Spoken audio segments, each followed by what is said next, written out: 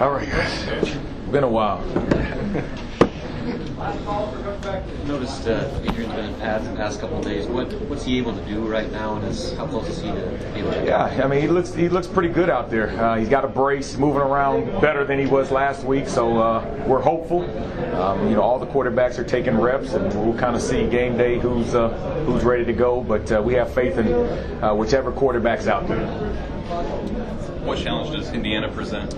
Yeah, they're aggressive on defense. They fly around. They play with a lot of swagger. They play together. They kind of really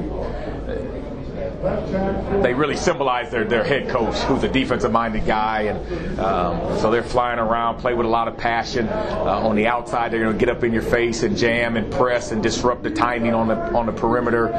Inside guys, they're stout. It might be one of the most stout defensive line groups we have played this year. So we've got to test up front with the O-line, and their linebackers run well, very athletic. A lot of kids from Florida.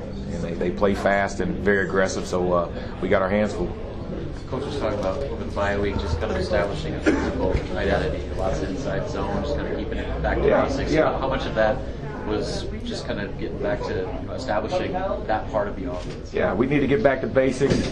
In this league, you got to be physical. You got to be physical both sides of the ball at every position. And in this game, it's going to come down to which offense is the most physical. And on the perimeter, we got to be able to block their safeties, who they get down in the box. Up front, we got to be able to block their defensive linemen. So we want to do a lot of good on good, R1's offense versus R1's defense, and get after it. And there wasn't no mystery of what we're going to do. We're going to run the ball inside, and you're either going to stop us or we're going to dominate you up front. And so it was a good couple of days of practice. We got healthy for the most part and refreshed. That was another goal of the bye week, was make sure that we got healthy, refreshed for these next two games, and we did that. So very excited about where we are going into Saturday. What are the challenges to personnel management when you're down a couple guys here and there, whether it be the injury or just not being with the team?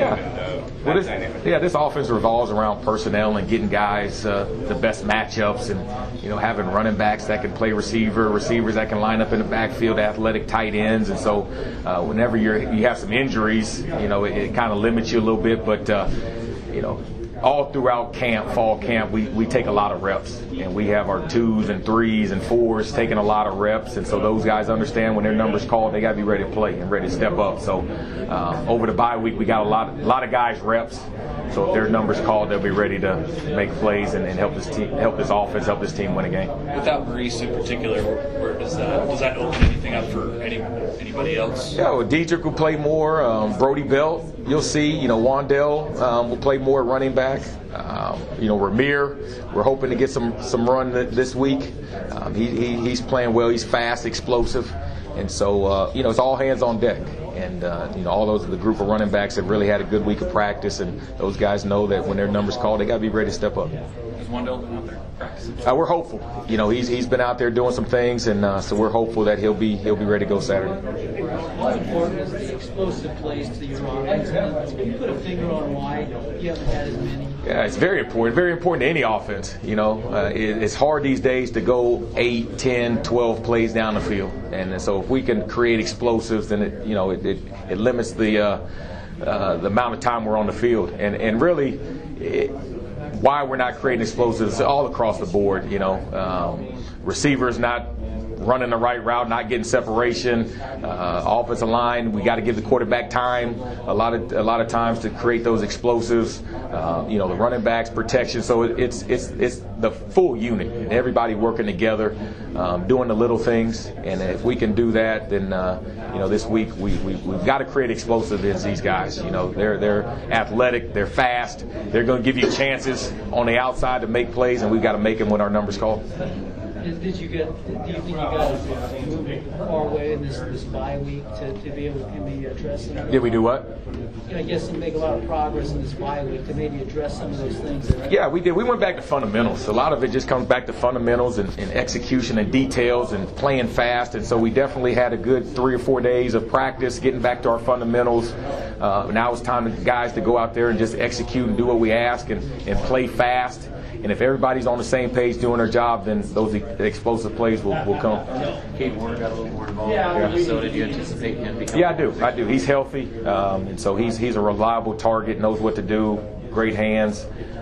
So we just need more consistency out of the receiver position, and he gives you that. So you'll see him more on Saturday. A lot of talk from some of the different positions about young guys getting more of a chance during the bye week, good on good type situations. Yeah. Were there some receivers? Yeah, I mean everybody got reps. So Jamie Nance got reps, and did a good job. Marion Houston, and even like not Jerome Willier, but Javon McQuitty got some more reps. And so the more reps you get, especially against our defense, against our number ones, we're trying to get those guys ready. So if their number's called, they'll be ready to go. And we did a good job of that. All right, guys. Thanks, Coach.